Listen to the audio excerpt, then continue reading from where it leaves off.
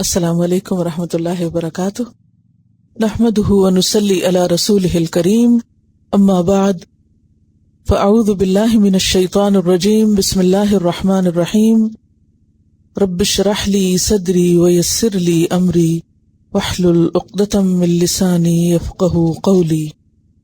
آیت نمبر 27 سے تفسیر۔ وَاتْلُ عَلَيْهِمْ، اور پڑھیے ان پر۔ وَاتْلُ کا لفظ تلا یتلو سے ہے، تلا یتلو تلاوت، اور تلا کا کیا معنی ہوتا ہے؟ پڑھنا۔ یتلو نہ ہو، کیا ترجمہ کیا آپ نے اس کا؟ پڑھتے ہیں اس کو، حق تلاوت ہی، جیسے اس کے پڑھنے کا حق ہے۔ تو یہاں پر امر کا صیغہ ہے، حکم دیا جا رہا ہے وَاتْلُ، اور آپ پڑھیے۔ کس کو خطاب ہے؟ رسول اللہ صلی اللہ علیہ وسلم کو، کہ آپ پڑھیے علیہم، ان پر۔ ان پر پڑھیے کا مطلب کیا ہے؟ ان کو سنائیے۔ کسی پر پڑھنا کیا معنی رکھتا ہے؟ سنانا۔ آپ ان کو سنائیے۔ کیا سنائیے؟ نبأ، خبر۔ نبأ کون سی خبر ہوتی ہے؟ خاص خبر، اہم خبر۔ نبأ عظیم، بڑی خبر، اہم خبر۔ تو یہاں ایک خاص یا بڑی یا اہم خبر کی طرف اشارہ ہے۔ آپ ان کو پڑھ کر سنائیے یا انہیں بتائیے ایک خبر ابنی آدم، آدم کے دو بیٹوں کے بارے میں۔ ویسے تو آپ صلی اللہ علیہ وسلم کو جو بھی بذریعہ وحی دیا جا رہا تھا، آپ سب پڑھ کے سنا رہے تھے، لیکن چونکہ یہاں ایک خاص واقعے کا ذکر ہے، اس لیے اس واقعے کی اہمیت کو بتانے کے لیے یہ حکم دیا جا رہا ہے کہ آپ اس واقعے کو خاص طور پر پڑھ کر سنائیے۔ تو جب ایک خاص واقعے کو پڑھنے کے لیے کہا جا رہا ہے تو اس سے کیا پتہ چلتا ہے کہ جو واقعہ آ رہا ہے وہ بہت اہم ہے۔ جو آگے قصہ بیان ہوگا وہ قصہ بہت اہم ہے، اور اس قصے میں بہت سے سبق ہیں۔ قصہ کس کا ہے؟ ابنی۔ ابنی کیا ہے؟ تثنیہ، کس کا؟ ابن کا۔ اور ابن کا کیا معنی ہوتا ہے؟ بیٹا۔ کون سا بیٹا؟ دونوں طرح۔ ابن کا معنی بیٹا ہوتا ہے، جو صلبی بھی ہو سکتا ہے، یعنی حقیقی بیٹا بھی ہو سکتا ہے، اور منہ بولا بھی ہو سکتا ہے، یا پیار سے اگر کسی کو بیٹا کہا جائے تو بھی ہو سکتا ہے۔ لیکن یہاں پر آدم علیہ السلام کے صلبی بیٹوں کا ذکر ہے۔ ویسے تو ساری انسانی نسل کس کی اولاد ہے؟ کس کے بچے ہیں؟ آدم کے۔ ہم بھی آدم کے بچے ہیں، لیکن یہاں پر دو خاص بچوں کا جو براہ راست ان کے پہلے بچوں میں سے تھے، صلبی اولاد تھے، ان کا ذکر ہے۔ ان کا نام کیا تھا؟ حابیل اور قابیل، جو تاریخ میں آتا ہے۔ تو ابنی آدم، آدم کے دو بیٹوں کا واقعہ پڑھ کر سنائیے، بالحق، حق کے ساتھ، یعنی بالکل ٹھیک ٹھیک درست۔ حق کا کیا معنی ہے یہاں؟ یعنی سچا، ثابت، یعنی جو بالکل اوتھینٹک ہے کہ واقعی ایسے ہوا تھا۔ اس جب قربا، وہ واقعہ کیا ہے کہ جب قربانی کی تھی دو نے۔ قربا اور قربا تثنیہ کا صیغہ ہے۔ قربا دونوں نے قربانی کی تھی، اور قربا کا روٹ کیا ہے؟ قاف رے بے، قرب سے نکلا ہے۔ تو قربانی کی حقیقت کیا ہے؟ کسی کا قرب پانے کے لیے کچھ دینا، یعنی کسی کے قریب ہونے کے لیے کچھ خرچ کرنا۔ اور کیا کی؟ قربانن، ایک قربانی۔ تو قربانی کیا چیز ہے؟ وہ چیز جس سے اللہ کا قرب حاصل کیا جائے، یعنی اسلامی معنی کیا ہے قربانی کے؟ کہ وہ چیز جس کے ذریعے، یعنی جس کو اللہ کے راستے میں دے کر اللہ کا قرب حاصل کیا جائے، اللہ کے قریب ہوا جائے۔ کیونکہ ایمان والے اس بات کا دعویٰ کرتے ہیں کہ والذین آمنوا اشد حبا للہ، اللہ کی محبت میں سب سے زیادہ شدید ہیں۔ ان کے دل میں مال سے، اولاد سے، اپنی جان سے، ہر چیز سے زیادہ پیاری چیز کیا ہے؟ اللہ کی ذات۔ تو یہ تمام چیزیں، خواہ انسان کی اپنی جان ہے یا مال ہے یا اولاد ہے یا جو بھی اس کی پوزیشن میں ساری چیزیں ہیں، یہ اللہ اور بندے کے درمیان حائل ہو جاتی ہیں۔ تو وقتاً فوقتاً بندہ ان چیزوں کو اللہ کے راستے میں جب دے دیتا ہے تو گویا ہٹا دیتا ہے، بیریئر ختم ہوتے جاتے ہیں، جب وہ چیزیں ہٹتی جاتی ہیں تو بندہ اللہ کے قریب تر ہوتا چلا جاتا ہے، یا ایک ایک سٹیپ اوپر چلتا چلا جاتا ہے۔ تو اس قربا قربانن، جب ان دونوں نے قربانی کی، اس سے اندازہ کریں کہ قربانی کا جو کانسیپٹ ہے وہ کوئی موجودہ دور کا کانسیپٹ نہیں ہے، وہ صرف نبی صلی اللہ علیہ وسلم نے آ کر نہیں دیا، بلکہ وہ کب سے ہے؟ آدم علیہ السلام کے زمانے سے، جبکہ ان کے 2 بیٹوں نے اللہ کے راستے میں قربانی کی۔ وہ قربانی کس چیز کی تھی اس کی یہاں تفصیل نہیں ملتی، قرآن اور سنت سے یہ نہیں پتہ چلتا کہ وہ چیز کیا تھی، اور اس کی ضرورت بھی نہیں، بس قربانی تھی۔ اور قربانی کسی بھی چیز کی ہو سکتی، کیونکہ قربانی میں اصل میں یہ نہیں دیکھا جاتا کہ دیا کیا جا رہا ہے، کیا دیکھا جاتا ہے کہ جذبہ کیا ہے پیچھے، دینے والے کی حیثیت کیا ہے، اس کے احساسات کیا ہیں، یعنی انسان کا جیسے دل دیکھا جاتا ہے۔ تو اس لیے غیر ضروری بات نہیں بتائی گئی۔ کیوں؟ اس لیے کہ اگر اس موقع پر یہ بتایا جاتا کہ دونوں نے مثلاً بکری کی قربانی کی، یا یہ کہا جاتا کہ وہ سونے چاندی کی قربانی کی، تو اس سے کیا ہوتا؟ توجہ کس کی طرف چلی جاتی؟ وہ چیزوں کی طرف۔ جو ہی ہم سنتے کہ اچھا بکری تھی یا بھیڑ تھی یا گائے تھی یا کیا تھا، تو پڑھتے پڑھتے ہمارا دھیان بکریوں بھیڑوں کی طرف منتقل ہو جائے۔ لیکن جب کسی چیز کا نام نہیں لیا گیا تو اس سے مزید اس کام کی اہمیت واضح ہوئی کہ اصل چیز کام ہے، نام نہیں۔ اذ قربا قربانن، جب ان دونوں نے قربانی کی ایک قربانی، فتقبل، تو قبول کر لی گئی، قاف بے لام، من احدہما، ان دونوں میں سے ایک سے، ایک کی قربانی قبول ہوئی، ولم یتقبل، اور نہ قبول کی گئی، من الآخر، دوسرے سے، دوسرے کی قربانی قبول نہ ہوئی۔ بعض روایات میں آتا ہے کہ اس دور میں آسمان سے آگ آ کے قبول شدہ قربانی کو کھا لیتی تھی، جو اس بات کا سمبل ہوتا تھا کہ قربانی قبول ہو گئی۔ بہرحال قرآن ہمیں بتاتا ہے کہ دونوں میں سے ایک کی قربانی قبول ہوئی، دوسرے کی نہیں ہوئی۔ تو اس سے کیا پتہ چلتا ہے کہ انسان اللہ کے راستے میں جب کوئی چیز خرچ کرتا ہے تو ضروری نہیں کہ وہ خرچ کیا ہوا قبول بھی ہو جائے۔ قبولیت کی کچھ شرائط ہیں، ان میں سب سے پہلی شرط ہے اخلاص نیت۔ اللہ صرف اس عمل کو قبول کرتا ہے جو اس کے لیے کیا جائے۔ جس عمل میں کسی دوسرے کو شریک کر لیا جائے، نیت خراب ہو جائے، وہ عمل اللہ کو پسند نہیں آتا، اللہ تعالیٰ اس کو چھوڑ دیتا۔ وہ حدیث قدسی میں آتا نا، میں شرکاء کی شرکت سے بالکل بے نیاز ہوں، جس نے میرے لیے عمل کیا اور اس میں کسی اور کو شریک کر دیا تو میں اس کو چھوڑ دیتا ہوں۔ تو یہ پہلی شرط ہے قبولیت کی۔ دوسری شرط یہ ہے کہ خصوصاً جب کوئی مال یا کوئی چیز اللہ کے راستے میں خرچ کی جائے یا قربان کی جائے تو وہ جائز ذریعے سے حاصل کی ہوئی ہو، مثلاً وہ چوری کا مال نہ ہو، سود نہ ہو، حرام طریقے سے کمایا ہوا نہ ہو، کوئی حرام چیز نہ ہو، کوئی ردی اور بیکار چیز نہ ہو۔ تو اس لیے دونوں کا بظاہر عمل ایک جیسا تھا، لیکن ایک کا عمل قبول ہو گیا اور دوسرے کا عمل قبول نہ ہوا، کیونکہ دوسرے کا طریقہ یا درست نہیں تھا یا اس کی نیت درست نہیں تھی یا وہ چیز ٹھیک نہیں تھی جو دی گئی۔ اب دیکھیے کہ جب ایک انسان دوسرے انسان کو کوئی چیز دیتا ہے تو عموماً جو لینے والا ہوتا ہے وہ قبولیت کے مختلف درجے پہ ہوتا ہے۔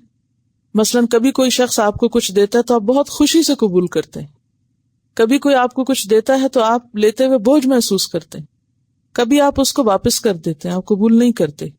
فرق کس چیز کا ہوتا ہے؟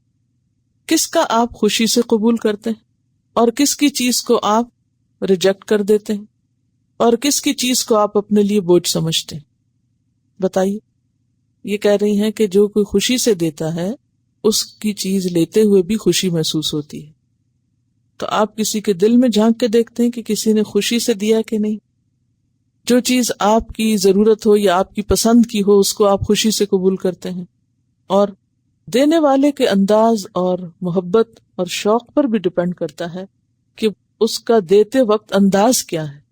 تو بہرحال سب کو اللہ نے عقل اور سمجھ دی ہے، اور سب اس چیز کو محسوس کر سکتے ہیں کہ کب آپ کوئی چیز خوشی سے قبول کرتے ہیں اور کب کوئی چیز آپ کے دل پر بوجھ بن جاتی ہے اور آپ اس کو یا تو مجبوراً لیتے ہیں یا پھر لیتے ہی نہیں. یہ تو بندے اور بندے کا معاملہ ہے، اور وہ تو رب العالمین ہے، وہ تو سب سے عظیم ہے. اور اگر دینے والا واقعی یہ چاہتا ہو کہ اس کی چیز لے لی جائے، چاہے وہ آپ کسی انسان کو دیں اور آپ یہ چاہیں کہ آپ کی دی ہوئی چیز دوسرا رد نہ کرے، لے لے، تو اس صورت میں آپ کا انداز کیا ہوگا؟ انتہائی محتاط اور انتہائی اچھا. کیونکہ جب آپ دل سے چاہتے ہو کہ آپ کی چیز لی جائے تو اس میں آپ کا انداز مختلف ہوگا. اسی طرح اللہ کے لیے جب ہم کوئی کام کرتے ہیں تو اس وقت اگر ہم سچے دل سے چاہتے ہیں کہ ہمارا عمل قبول ہو جائے تو پھر ہمیں اپنے انداز درست کرنے ہوں گے، ورنہ بظاہر ایک جیسے کیے ہوئے عمل بھی اجر کے اعتبار سے فرق ہو جاتے ہیں. تو یہاں ایک کی قربانی قبول کر لی گئی اور دوسرے کی قربانی قبول نہ کی گئی. قالا، اس نے کہا، کس نے؟ جس کی قربانی قبول نہ ہوئی تھی. لَأَقْتُلَنَّكَ، البتہ میں ضرور تجھے قتل کر دوں گا، میں تجھے مار ڈالوں گا. کیوں کہا اس نے؟ اس لیے کہ اس کے دل میں حسد ہو گیا. کس سے؟ اس سے جس کی قربانی قبول ہو گئی تھی. کیونکہ اس کو بھی پتا چل گیا تھا کہ میری قربانی قبول نہیں ہوئی، میرا عمل رد کر دیا گیا اور دوسرے کا عمل قبول کر لیا گیا. اب ہونا تو یہ چاہیے تھا کہ وہ اپنی غلطی تلاش کرتا، اپنے اندر کوتاہی دیکھتا. ایسا کرنے کی بجائے اس نے دوسرے کو نقصان پہنچانا چاہا حسد کی بنا پر. دوسرے کی خوبی آپ دیکھیے، اس کا جواب سنیے کہ قالا، اس نے جواب دیا یا کہا، انما، بے شک. اور انما کلمات میں سے نا، انما کون سا کلمہ ہے؟ کلمہ حصر. ایک ہوتا ہے نا اننا اور ایک ہوتا ہے انما.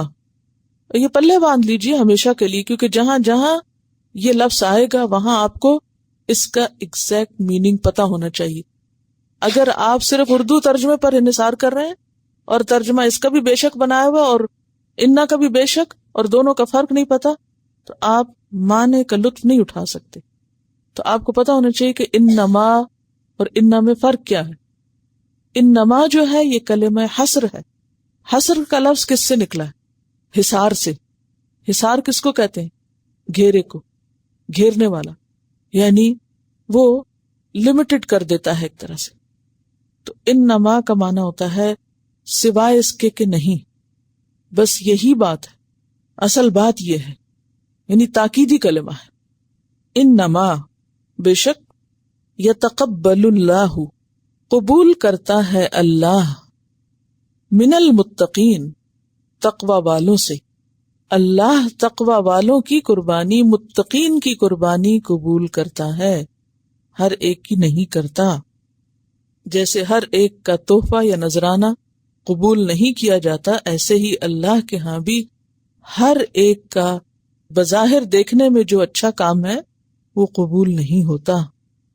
اگر کوئی چاہتا ہے کہ اس کا عمل، اس کی قربانی قبول کی جائے تو اسے اپنے اندر تقوی پیدا کرنا ہوگا.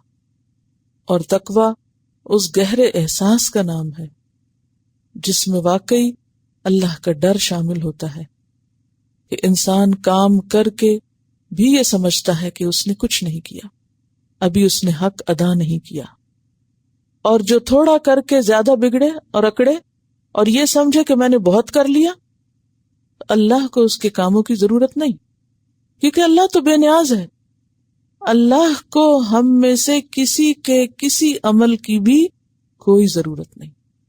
نہ ہماری نمازوں کی ضرورت ہے اس کو، نہ ہمارے صدقے خیرات کی ضرورت ہے، نہ ہمارے کسی اور عمل، کسی قربانی کی ضرورت ہے. وہ بے نیاز ہے. ہم جو کچھ بھی کرتے ہیں وہ صرف اپنے فائدے کے لیے کرتے ہیں، اور اس پر اللہ سے جزا چاہتے ہیں. وہ جزا مشروط ہے، وہ صرف اس وقت ملتی ہے جب کام بھی پھر صرف اللہ کے لیے کیا گیا ہو اور اس میں کسی دوسرے کو شریک نہ کیا گیا ہو، اور جو ڈرتے ہوئے کیا جائے کہ یا رب میں نے حق ادا نہیں کیا، میں کمزور ہوں، یعنی خوف کھاتے ہوئے، فخر کے لیے نہیں. جس کے اندر اپنی نیکی پر فخر آ گیا اس کا عمل ضائع ہو گیا. جس نے خود کو نیک سمجھ لیا اور اپنے کام کو بڑا سمجھ لیا، گویا اس نے کچھ نہیں کیا. تو یہاں وجہ یا حکمت بتائی گئی کہ کس کا عمل قبول ہوتا ہے. تو خلاصہ آیت کا کیا ہوا؟ سب سے پہلے یہ کہ اس قصے یا اس واقعے کی اہمیت پتہ چلتی ہے، کیونکہ نبی صلی اللہ علیہ وسلم کو خاص طور پر اس واقعے کو پڑھ کے سنانے کی تلقین کی جا رہی. ویسے تو آپ سارا ہی قرآن پڑھیں گے لوگوں پر، لیکن جہاں بھی یہ لفظ آتا ہے پڑھ کر سنائیے، اور پھر نبأ کا لفظ آیا تو اس سے پتہ چلتا ہے کہ واقعہ بہت اہم ہے، اور اس میں ساری اولاد آدم کے لیے بہت سے سبق ہیں، بہت کچھ سیکھنے کو ہے. کیونکہ اہم واقعہ ہے، اس لیے میں بھی آپ سے یہ کہوں گی کہ اس واقعے کو کسی نہ کسی کے ساتھ ضرور شیئر کریں. یہ آپ کا ہوم ورک ہے، خواہ اپنے بچوں کے ساتھ کریں، شوہر کے ساتھ کریں، کسی کے ساتھ بھی شیئر کریں، اٹس اپ ٹو یو. لیکن جب نبی صلی اللہ علیہ وسلم سے کہا جا رہا ہے کہ آپ سنائیے ان کو، تو پھر آپ کی امت کے فرد کی حیثیت سے ہمیں بھی اسے آگے سنانا ہے. اور اس آیت سے یہ بات بھی پتہ چلتی ہے کہ بظاہر ایک جیسے نظر آنے والے کام یا بظاہر بڑے بڑے نظر آنے والے کام اگر صحیح جذبے اور نیت کے ساتھ نہ ہوں تو عمل میں زمین آسمان کا فرق پڑ جاتا ہے. اور پھر اہم ترین بات یہ کہ تقوی قبولیت عمل کی بنیاد ہے. اس میں مایوسی کی ضرورت نہیں ہے، ہم میں سے کسی کو بھی اصلاح کی ضرورت ہے کہ ہم سب اپنا اپنا جائزہ لیں اور اپنا اپنا حساب کریں. اور جیسے کہ یہاں نظر آ رہا ہے کہ قربانی کی چیز نہیں بتائی گئی. قربانی تو کسی بھی چیز کی ہو سکتی، اپنے جذبات کی بھی ہو سکتی، وقت کی بھی ہو سکتی، مال کی بھی ہو سکتی ہے، جسمانی محنت کی بھی ہو سکتی، کسی بھی چیز کی قربانی ہو سکتی ہے. کہ ہر وہ محبوب چیز جو آپ اپنے لیے پسند کرتے تھے یا آپ اپنی مرضی کے مطابق اسے خرچ کرنا چاہتے تھے، آپ نے اس کو اللہ کی مرضی کے مطابق دینے کا ارادہ کیا، یہ دے دیا. بہرحال آگے چلتے ہیں واقعے میں. ان دونوں میں سے جو نیک بچہ تھا وہ کہنے لگا، یعنی حابیل، لَئِن بَسَطْتَ إِلَيَّ يَدَكَ، البتہ اگر تو نے پھیلایا. بسطہ کا لفظ کس سے؟ بے سین توئے. تو نے پھیلایا، الیہ میری طرف، یدک اپنا ہاتھ، یعنی تو نے اپنا ہاتھ میری طرف بڑھایا، لتقتلنی تاکہ تو مجھے قتل کرے، ما انا نہیں ہوں میں، بباسطن پھیلانے والا، یدیا اپنا ہاتھ، میرا ہاتھ یعنی اپنا ہاتھ، الیک تیری طرف، لاقتلک کہ میں تجھے قتل کروں. اگر تو مجھے قتل کرنا چاہتا ہے تو میں تجھے قتل نہیں کرنا چاہتا. کیوں؟ وجہ کیا ہے؟ انی اخاف اللہ، بے شک میں اللہ سے ڈرتا ہوں. کون ہے اللہ؟ رب العالمین، جو رب ہے سارے جہانوں کا، خالق، مالک، مدبر. اور عالمین عالم کی جمع ہے، اور عالم علم سے نکلا ہے. علم نشانی کو کہتے ہیں. اللہ کے سوا جتنی بھی ساری مخلوق ہے وہ کیا ہے؟ عالم. اور ہر وہ چیز جو ہمیں نظر آتی ہے وہ کیا ہے؟ ایک نشانی، جو کس کے اوپر دلیل ہے؟ بنانے والے پر. تو عالمین یعنی کریشن، اس کی یونیورس بھی اس کا معنی پھر کر لیا جاتا ہے، لیکن وہ ڈائریکٹ معنی نہیں. تو اس نے کیا کہا؟ یہ نہیں کہا کہ میں اپنا دفاع نہیں کروں گا. اس نے کہا نا اگر تو مجھے قتل کرنا چاہے گا تو میں نہیں قتل کروں گا. تو اس سے یہ نہیں پتا چلتا کہ اس نے کہا کہ اچھا ٹھیک ہے میں حاضر ہو جاؤں گا اور تم مجھے مار دینا اور میں کچھ نہیں کہوں گا تمہیں. یعنی اس سے صرف یہ پتا چلتا ہے کہ تم قتل کا ارادہ اور نیت رکھتے اور کوشش کرو گے تو میں نیت اور ارادہ نہیں رکھتا، اور نہ ہی میں اس سے پہلے کہ تم مجھے مارو میں تمہیں مار ڈالوں، ایسا نہیں کروں گا. ورنہ اپنی جان کی حفاظت، اپنے مال کی حفاظت لازم ہے. جیسے کہ حدیث میں آتا ہے کہ جو اپنے مال کے دفاع میں مارا جائے وہ شہید ہے، جو اپنی جان کے دفاع میں مارا جائے وہ شہید ہے. تو دفاع تو لازم ہے، خود کو بچانا چاہیے، اپنی جان کی حفاظت ہمارے ذمہ ہے، لیکن کوئی ایسا قدم نہیں اٹھانا چاہیے محض شک میں یا محض اس خیال میں کہ جب تک کوئی حقیقی صورت سامنے نہ آ جائے کہ انسان مظلوم کی بجائے ظالم کی صف میں شامل ہو جائے. اور وہ کیوں اتنی احتیاط برت رہا تھا، اور اس نے اپنا ارادہ اور نیت بھی ظاہر کر دی کہ میں ایسا نہیں کروں گا، کیونکہ ایک حدیث میں آتا ہے نا کہ قاتل اور مقتول دونوں ہی آگ میں. تو جب پوچھا گیا کہ قاتل تو آگ میں جائے اس کی سمجھ آتی ہے، لیکن مقتول کیوں آگ میں، تو فرمایا کہ وہ بھی تو قتل کا ارادہ رکھتا تھا، تو ایک کا وار چل گیا دوسرے کا نہیں چلا. تو اس نے کیا کہا کہ میری کوئی ایسی نیت نہیں ہے، اور ویسے بھی یہ کہ میں اللہ سے ڈرتا ہوں اس لیے میں ایسا نہیں کروں گا، کیونکہ ایک مسلمان یہ جانتا ہے کہ قتل کی سزا کیا ہے، ہمیشہ کے لیے جہنم کی آگ ہے. اور پھر اس آیت سے یہ بھی پتہ چلتا ہے کہ اللہ کا خوف ایسی چیز ہے جو انسان کو حرام کاموں سے بچاتا ہے. جب تک کسی کے دل میں خدا کا خوف نہ ہو تو وہ برے کاموں سے بچ نہیں سکتا. اور خدا کے خوف کا دوسرا نام کیا ہے؟ تقوی.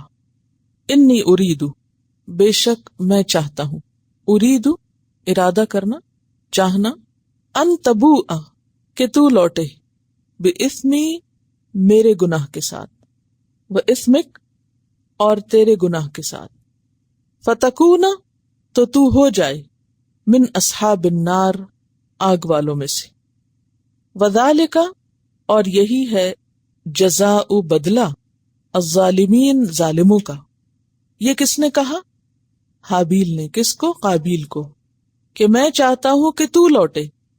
تبوء کا روٹ جو ہے با واو حمزہ ہے، باؤن، فباؤ بغضب من اللہ، پیچھے بھی پڑھ چکے ہیں آپ، لوٹنا. اور یہ جملہ اس نے کیوں کہا تھا؟ تاکہ دوسرا شخص باز آ جائے. یہ ایک طرح سے اس کو روکنے کا طریقہ تھا کہ میں تو غلط کام نہیں کرنا چاہتا، ہاں اگر تم کرنا چاہتے ہو تو ٹھیک ہے، پھر تم آگ والوں میں شامل ہو جاؤ. وذالک جزاء الظالمین، یہی بدلہ ہے ظالموں کا. تو ظالم کون ہے؟ جو ناحق دوسرے کا خون لے. یہاں ظالم سے مراد ناحق خون لینے والا.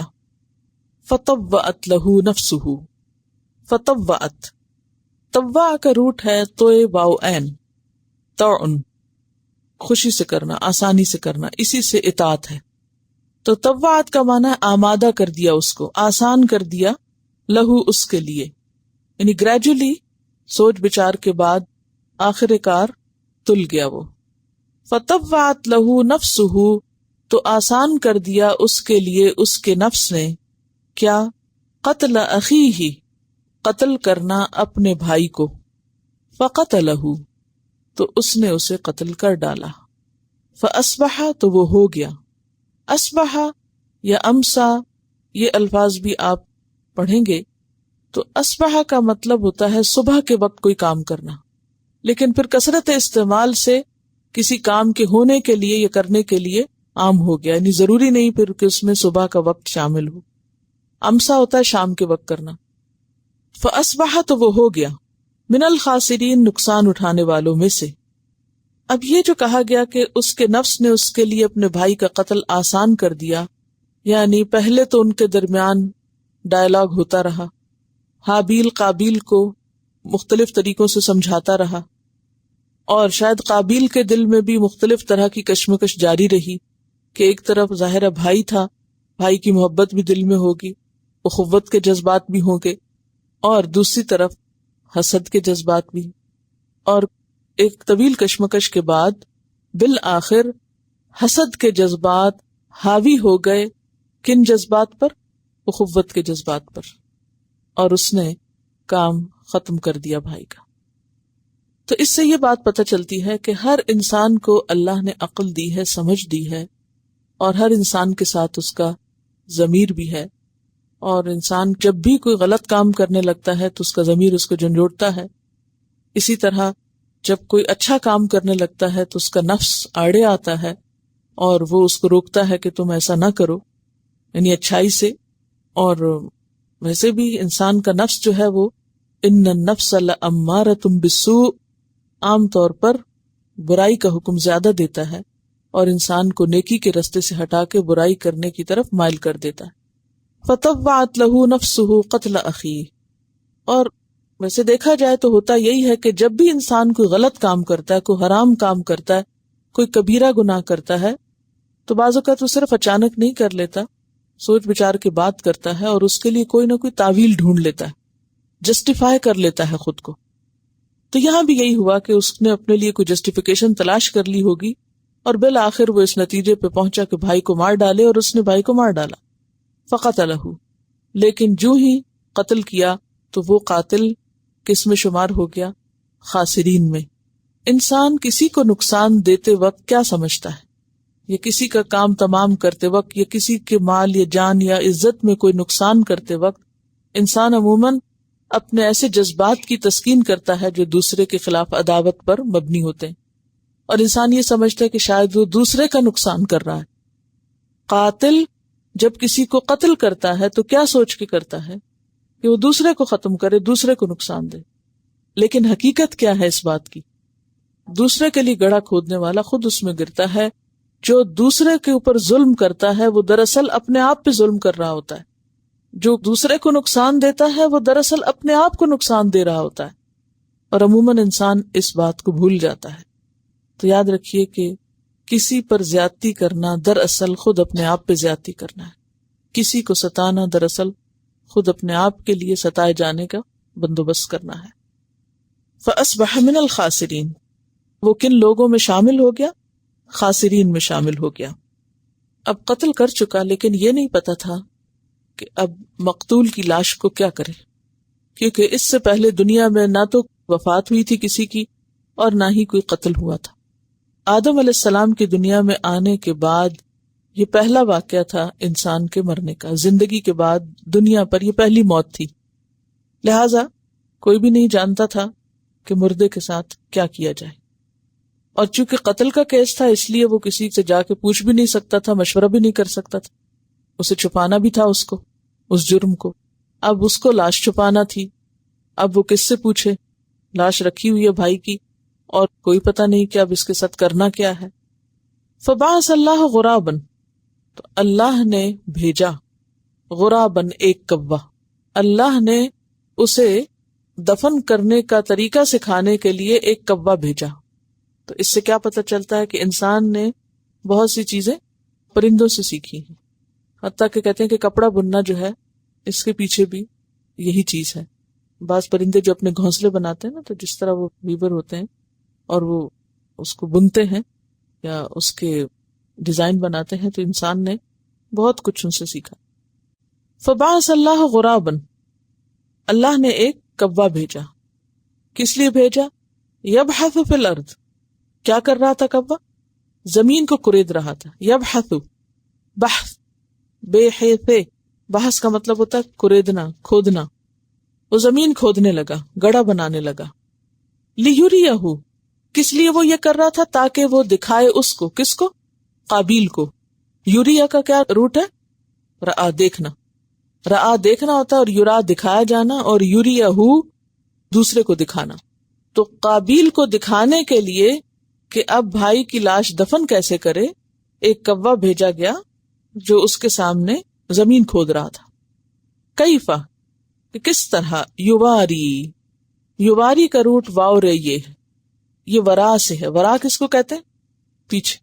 اور پیچھے جو چیز ہوتی ہے وہ کیا ہوتی ہے؟ آپ کے پیچھے جو چیز ہے وہ ایک طرح سے آپ سے پوشیدہ ہے، چھپی ہوئی ہے. تو ورا جو ہے وہ چھپانے والی چیز، یعنی ایسی چیز جس کی آڑ میں کوئی ہو جائے، چھپ جائے. تو کیف یواری، کس طرح چھپائے کیا؟ سوءتا، لاش. سوء کا لفظ جو ہے وہ سوء سے ہے. سوء کس کو کہتے ہیں؟ برائی کو. تو لاش کے لیے یہ لفظ کیوں استعمال ہوا؟ کیونکہ مقتول کی لاش جو ہے وہ ایک طرح سے برائی ظاہر کر رہی ہے. کس کی؟ قاتل کی. اور ویسے سوء شرمگاہ کے لیے بھی استعمال ہوتا ہے، یعنی چھپائے جانے کے قابل حصے، یعنی جسم کا وہ حصہ جو انسان دوسرے کے سامنے نہیں کھولتا، وہ انسان کے لیے کیا ہے؟ سوء، عیب والی چیز ہے، یعنی جس کا دکھانا عیب والی چیز ہے. یہ الگ بات ہے کہ کچھ لوگوں نے اس عیب کو اپنے لیے قابل فخر سمجھ لیا، اور ایسے ڈریسز عورتیں تو کیا مرد بھی پہننے لگے کہ جس سے ان کی عورت جو ہے یا ان کی سوعت جو ہے وہ نمایاں ہو۔ تو سوعہ لاش کے لیے استعمال ہوتا ہے، قابل شرم حصہ یعنی چھپائے جانے کے قابل چیز۔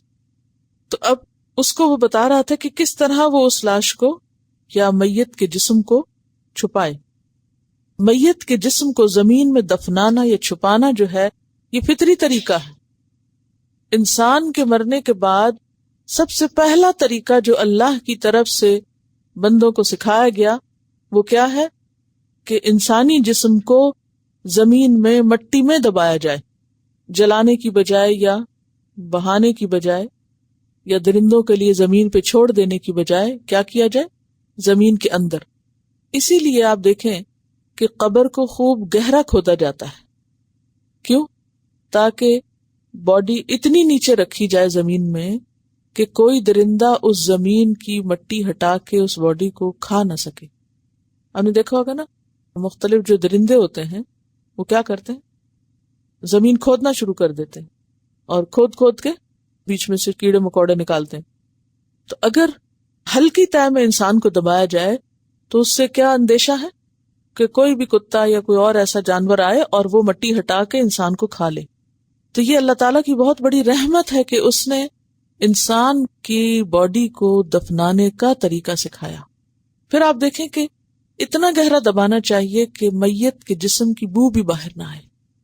یعنی دو بڑے فائدے ہیں، ایک تو اس کے جسم کی حفاظت، اس کی حرمت، اور دوسرے اس کے جسم سے اٹھنے والا جو تعفن ہے وہ عام انسانوں کو یا جانوروں کو تکلیف نہ دے۔ اور ویسے بھی اگر اسمیل آئے گی تو پھر جانوروں کو پتہ چل جائے گا تو وہ اس کو نقصان پہنچائیں گے۔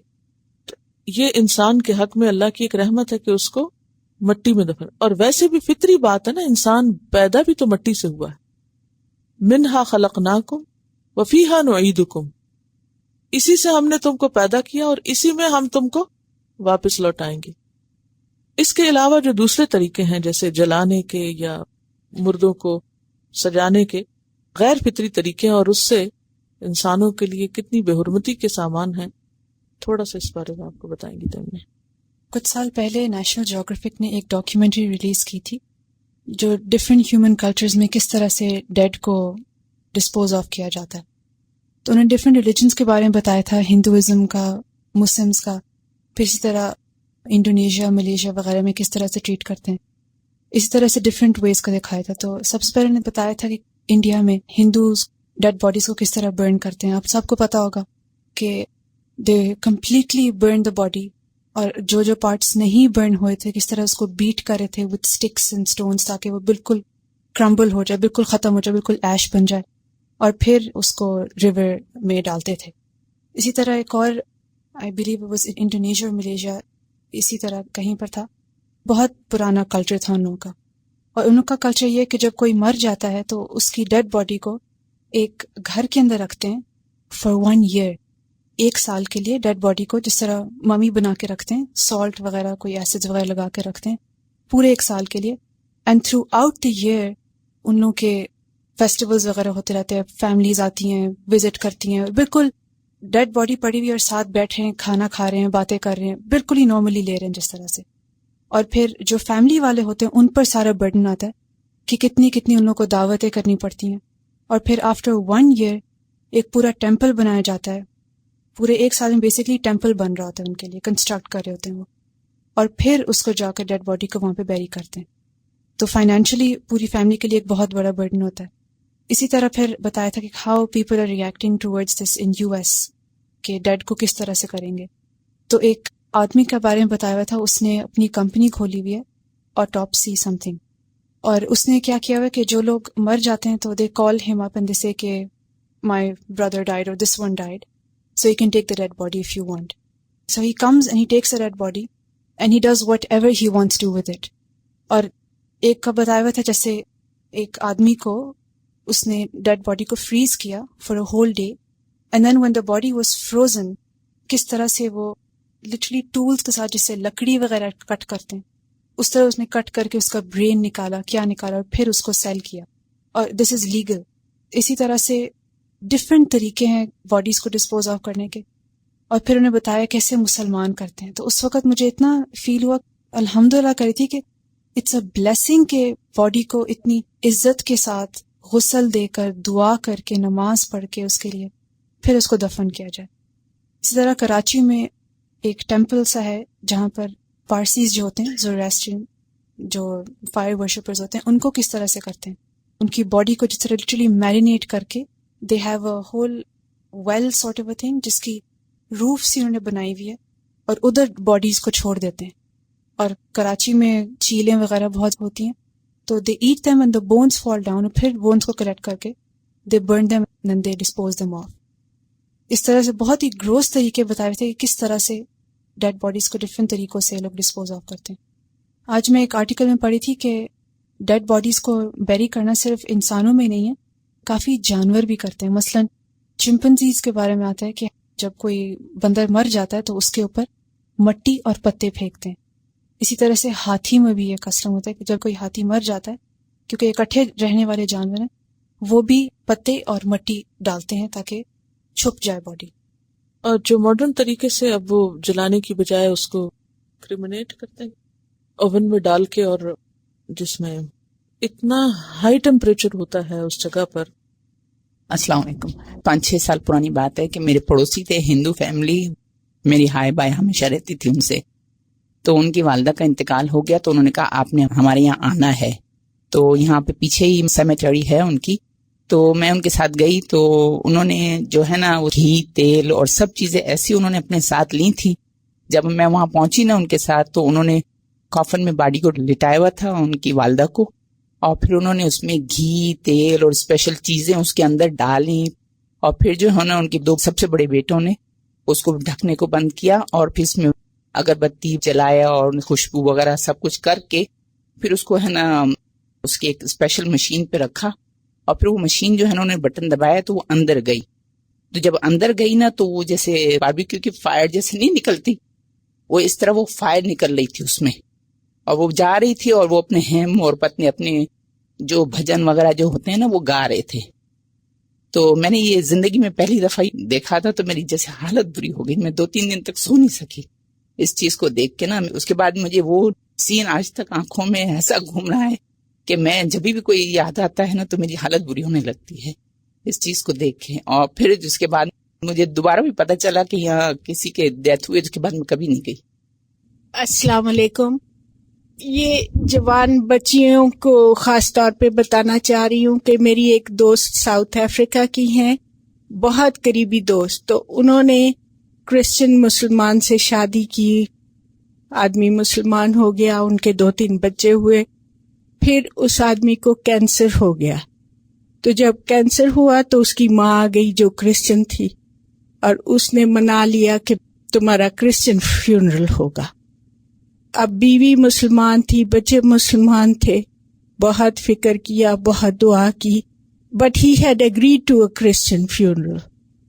پھر بیوی کے رونے پیٹنے پہ اس نے اپنے بھائی کو بلایا اور کہا کہ مجھے مسلمان فیونرل دینا, اور پھر وہ فوت ہو گیا. دیکھیے کہ اختتام اور خاتمہ جو ہے اس کے اچھے ہونے کے لیے دعا بھی کرنی چاہیے اور انتظام بھی کرنا چاہیے, خصوصاً ایسے ملک میں جہاں پر مختلف طرح کے لوگ رہتے ہیں, اور اس کی تعلیم بھی ہونی چاہیے. یعنی ہمارے بچوں کو بھی پتا ہونا چاہیے, ایٹ لیسٹ سب کو پتا ہو, کرنے کی باری آئے یا نہ آئے لیکن علم ہونا ضروری ہے. اللہ تعالیٰ قرآن پاک میں فرماتے ہیں الم نجعل الارض کفاتا احیاء و امواتا, کیا ہم نے زمین کو کافی نہیں بنایا مردوں کے لیے بھی اور زندوں کے لیے بھی. زمین جو ہے وہ ان ساری بیماریوں کو خود بخود ختم کرنے, اس کے اندر ایسے بیکٹیریا موجود ہیں کہ وہ اس کا مقابلہ کرنا جانتے ہیں. دیکھیے جب آپ زمین میں دفنا کر یہ سمجھتے ہیں کہ وہاں پولوشن ہوگی, تو جلانے کے ساتھ جو دھواں نکلتا ہے اور باقی چیزیں اس کے جو ایش وغیرہ ہے جہاں بھی وہ ہوگی, تو اس کے نتیجے میں بھی تو کئی خرابیاں ہو سکتی ہیں. اب گنگا کا پانی جو ہے اس کا حال آپ دیکھیں.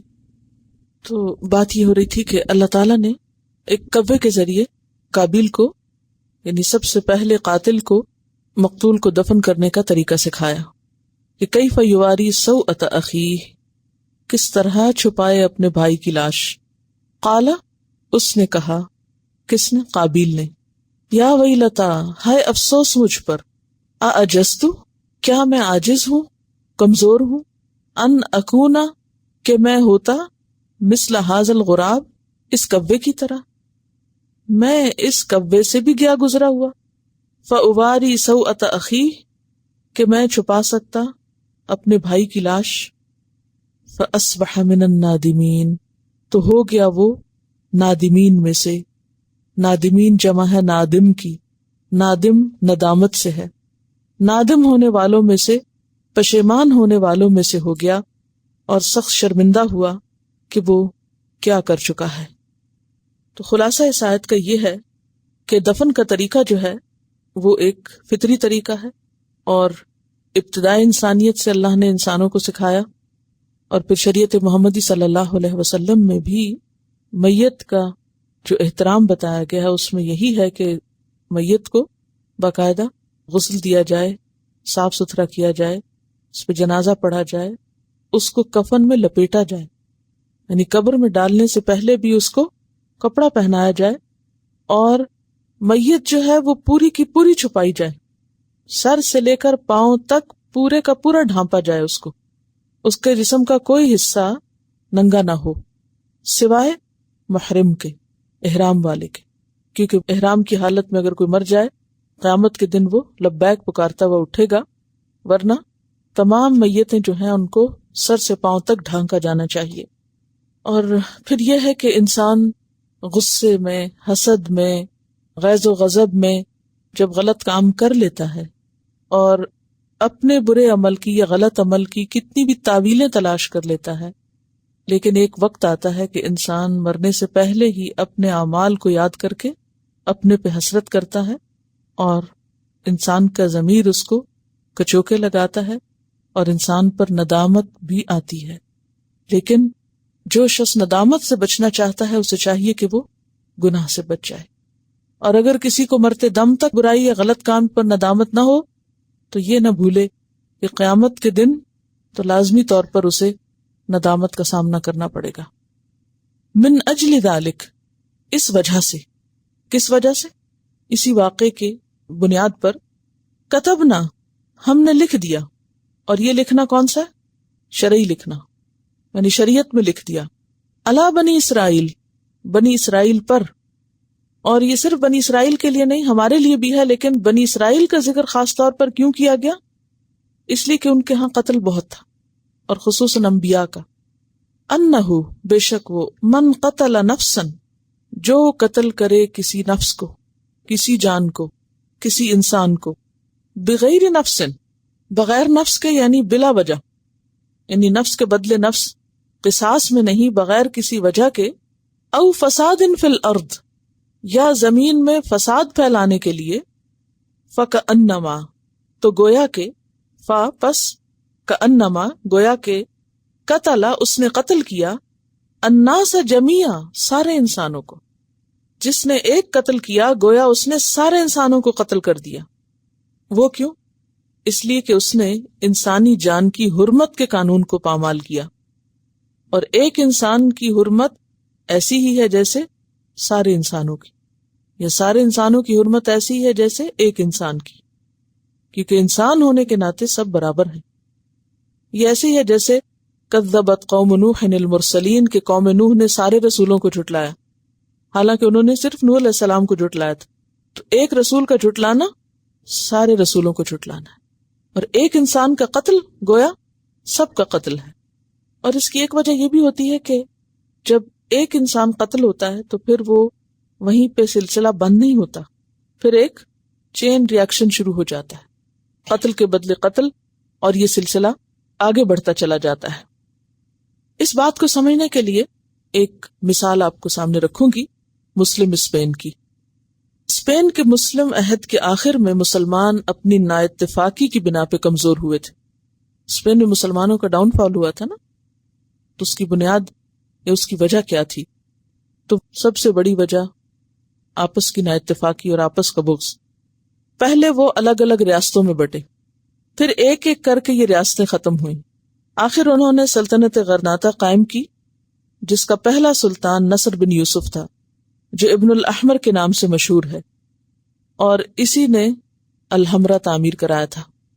سلطنت غرناطہ کا تیسرا بادشاہ محمد مخلوع تھا، اس کو اس کے بھائی نصر بن محمد نے 710 ہجری میں قتل کرا دیا۔ اس کو کس نے قتل کرایا؟ اس کے بھائی نے، تاکہ کوئی اس کا سیاسی رقیب باقی نہ رہے۔ اس قتل نے شاہی محل کے اندر احترام جان کی روایت کو توڑ دیا، یعنی جان کی حرمت کا جو ایک لحاظ و پاس تھا وہ ختم ہو گیا، اور پھر بادشاہوں کے قتل کا ایک لامتناہی سلسلہ چل پڑا، یعنی ایک کے قتل کے بعد پھر یہ سلسلہ رکا نہیں۔ اس کے بعد سلطان ابو الولید کو اس کے بھتیجے نے 725 ہجری میں قتل کر ڈالا۔ اس کے بعد سلطان محمد تخت پہ بیٹھا، اس کو اس کے رشتہ داروں نے 733 میں قتل کر دیا۔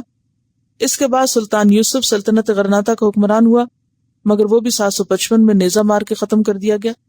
اس کے بعد سلطان اسماعیل تخت نشین ہوا، لیکن 761 میں خود اس کے بھائی نے اس کو قتل کر دیا۔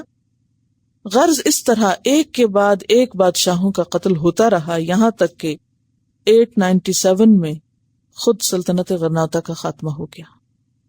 تو بات یہ ہے کہ جب کوئی روایت ٹوٹ جاتی ہے تو پھر اس کو قائم کرنا بے حد مشکل ہوتا ہے، اور انسانی جان کی حرمت کی روایت کو توڑنا گویا سب کے قتل کا دروازہ کھولنا ہے، کیونکہ ایک جھجک ختم ہو جاتی ہے نا، اور قاتل بھی جب ایک دفعہ قتل کر لیتا ہے تو پھر اس کے بعد اس کا خوف ختم ہو جاتا ہے۔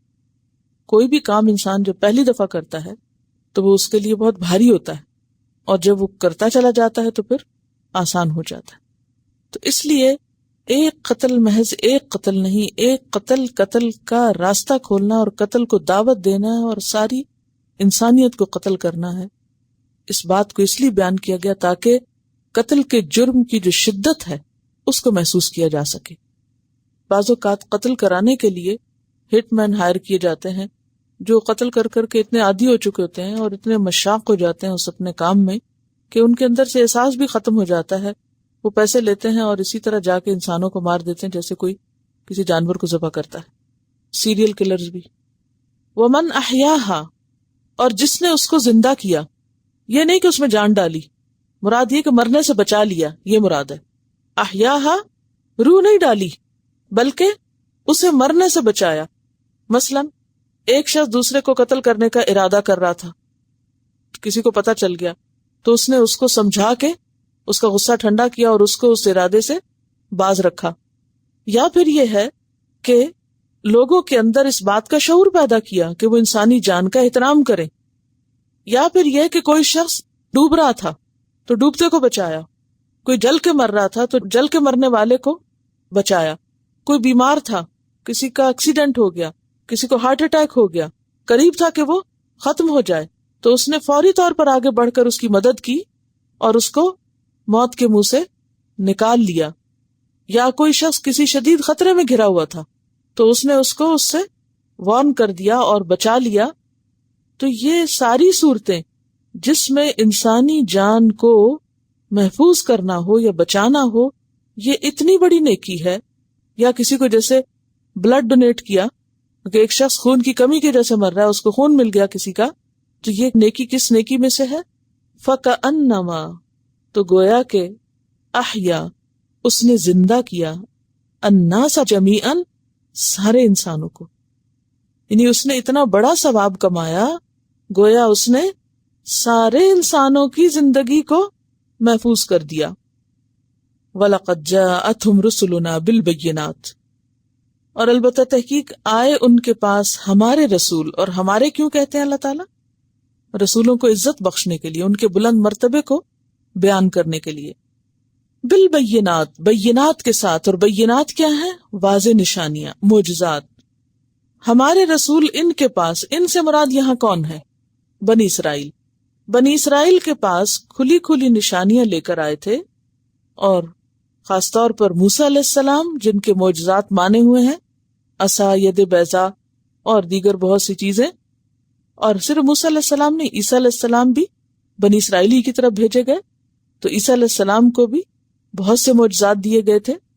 تو لوگوں کی ہدایت کا سامان اللہ تعالیٰ نے ہر طرح سے کیا، پیغمبروں کو تعلیم بھی دی، آیات بھی دی اور معجزات بھی دیے، تاکہ لوگوں کو بات اچھی طرح سمجھ میں آ جائے لیکن لوگ پھر بھی نہ سمجھے. ثم ان کثیرا منہم، پھر بے شک ان میں سے بہت سے، بعد ذالک، اس کے بعد، کس کے بعد؟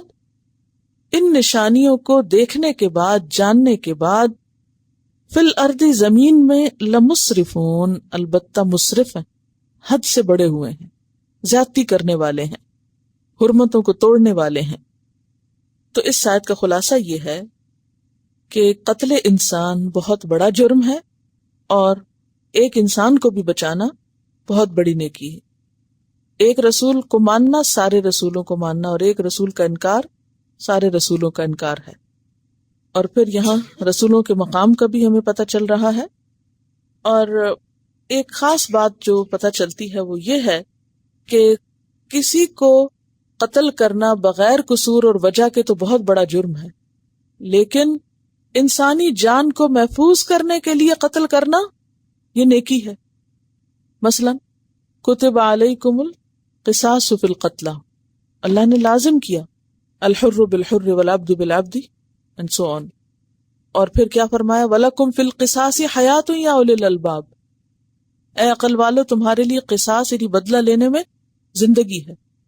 تو اگر کوئی شخص کسی کو قتل کرے اور بدلے میں اسے قتل کیا جائے تو یہ قتل اس میں شامل نہیں ہوگا. اسی لیے فرمایا من قتل نفسا بغیر نفس، تو النفس بالنفس جائز ہے. اور جائز ہونے کی صورت کیا ہے؟ فساد فی الارض، فسادیوں کو پکڑ کے قتل کرنا. اور فساد کی بہت سی قسمیں ہو سکتی ہیں، ہر فساد پہ قتل نہیں ہے، کیونکہ ہم فساد کا لفظ بہت عام بولتے ہیں. چھوٹا موٹا بچوں نے کوئی کام خراب کر دیا تو وہ کہتے ہیں کیا فساد کیا. تو فساد یا بگاڑ تو عام ہے، لیکن یہاں مخصوص فساد کی طرف اشارہ ہے.